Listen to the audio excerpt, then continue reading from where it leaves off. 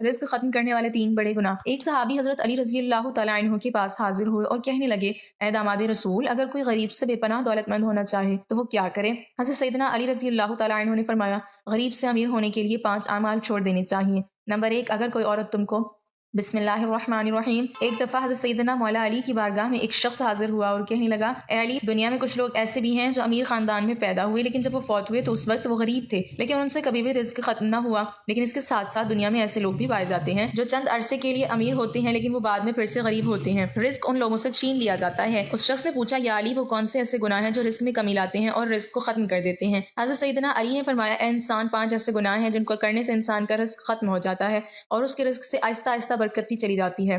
اس شخص نے پوچھا، یا علی، وہ 5 گناہ کون کون سے ہیں؟ حضرت سیدنا مولا علی رضی اللہ تعالیٰ عنہ نے فرمایا کہ وہ 5 گناہ یہ ہیں۔ نمبر 1، سود کھانا۔ رسول اللہ صلی اللہ علیہ وسلم کے پاس حضرت جبرائیل علیہ السلام اللہ کا حکم لے کر پیش ہوئے اور حضرت جبرائیل علیہ السلام نے فرمایا، اے اللہ کے نبی صلی اللہ علیہ وسلم، جو لوگ سود کا کاروبار کرتے ہیں اور سود پر چیزیں لیتے یا دیتے ہیں، ان لوگوں کو روز محشر اس طرح اٹھایا جائے گا کہ ان کے چہرے مسخ کر دیے جائیں گے۔ ایک بار رسول کریم صلی اللہ علیہ وسلم لوگوں میں خطاب فرما رہے تھے کہ آپ صلی اللہ علیہ وسلم نے فرمایا، لوگوں، تم میں سے کون ہے جو اپنی ماں کے ساتھ زنا کرنا پسند کرتا ہے؟ لوگوں نے جواب دیا، یا رسول اللہ صلی اللہ علیہ وسلم، نہیں، ہم کو ایسے گناہ سے سخت نفرت ہے۔ تو رسول کریم صلی اللہ علیہ وسلم نے فرمایا، اتنا گناہ ماں کے ساتھ زنا کرنے کا نہیں جتنا گناہ سود کا کاروبار کرنے والے کو ملتا ہے، جو سود کا مال لیتا ہے اور دوسرے کو منافع دیتا ہے۔ رزق کے کم ہونے اور رزق کو ختم کرنے کی اصل وجہ سود ہے۔ حضرت شیخ سعدی فرماتے ہیں کہ ایک بار میں ایک نیا مکان خریدنا چاہتا تھا اور میں اس مکان کی تلاش میں تھا کہ ایک شرابی میرے پاس آیا اور کہنے لگا، حضرت، فلاں محلے میں ایک مکان ہے جو بہت ہی خوبصورت ہے، آپ نیا مکان ادھر ادھر تلاش کرنے کی بجائے فلاں مکان خرید لیں، میں بھی اسی محلے کا ہوں، اس طرح میں آپ کا ہمسایہ بھی بن جاؤں گا اور اس مکان میں کوئی عیب بھی نہیں۔ حضرت شیخ سعدی رحمۃ اللہ علیہ فرمانے لگے، اے نادان بندے، اس سے بڑا اور کیا عیب ہو سکتا ہے کہ تو میرا ہمسایہ بن جائے، کیونکہ تو سود کا کاروبار کرتا ہے اور سود سے بڑا کوئی عیب نہیں۔ یہی تو سب سے بڑا عیب ہے کہ وہ مکان لینے سے تو میرا ہمسایہ بن جائے گا، اگر وہ مکان مجھے مفت میں بھی ملے تو میں ایسا مکان کبھی بھی نہ خریدوں۔ حضرت شیخ سعدی نے فرمایا کہ تیرے مرنے کے بعد اس مکان کی قیمت 10 گنا سے بھی زیادہ بھر لوں گا۔ نمبر 2، حضرت سیدنا علی رضی اللہ تعالیٰ عنہ نے فرمایا کہ دوسرا سب سے بڑا گناہ کہ تم کسی نیک اور پرہیزگار عورت پر الزام لگاؤ یا تہمت باندھو۔ قرآن کریم میں اللہ پاک فرماتا ہے، جو لوگ نیک عورتوں پر تہمت لگاتے ہیں، وہ عورت جو ہر وقت میری رحمت کی آغوش میں رہتی ہے، جن پر ہر گھڑی میری رحمت کی بارش برستی ہے، وہ نماز ادا کرتی ہیں، بابردہ رہتی ہیں اور متقی ہیں۔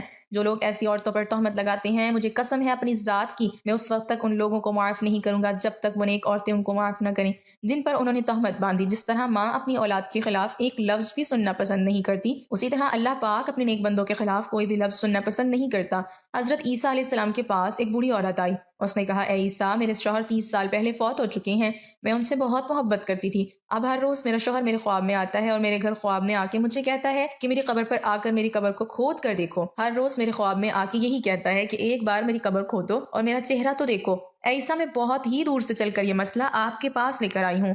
حضرت عیسیٰ علیہ السلام نے کہا، آؤ میں بھی آپ کے ساتھ آپ کے شوہر کی قبر کھودنے کے لیے جاتا ہوں۔ وہ دونوں اس قبرستان پہنچے جہاں اس بڑھیا کے شوہر کی قبر تھی۔ قبرستان میں جا کر حضرت عیسیٰ علیہ السلام نے فرمایا، بتاؤ تیرے شوہر کی قبر کون سی ہے؟ بوڑھی عورت نے ہاتھ سے اشارہ کرتے ہوئے کہا، وہ قبر ہے۔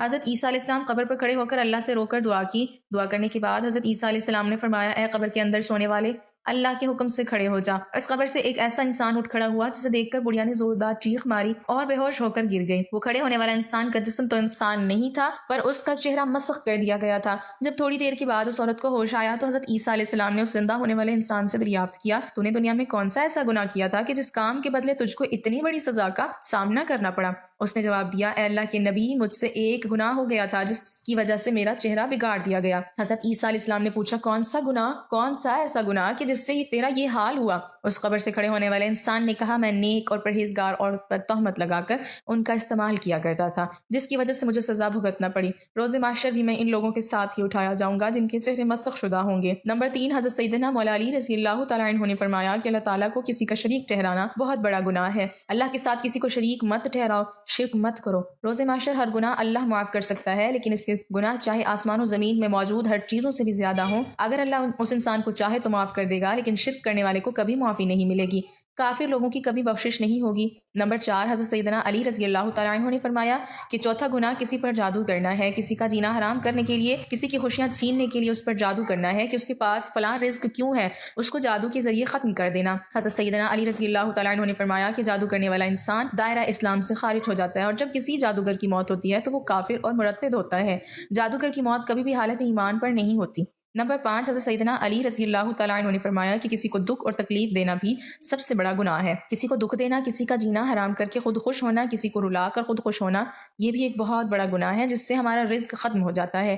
حضرت سیدنا علی رضی اللہ تعالیٰ عنہ نے فرمایا کہ ان 5 بندوں سے اللہ پاک روز قیامت سخت حساب لے گا، اور دنیا میں ان 5 بندوں سے اللہ پاک رزق چھین لیتا ہے۔ اللہ تعالیٰ ہمیں دین کی مکمل سمجھ نصیب فرمائے اور ہمیں نیکوکاروں میں شامل کرے، آمین۔ ناظرین، کمنٹ باکس میں اللہ تعالیٰ کے 99 ناموں میں سے ایک نام ضرور ٹائپ کریں۔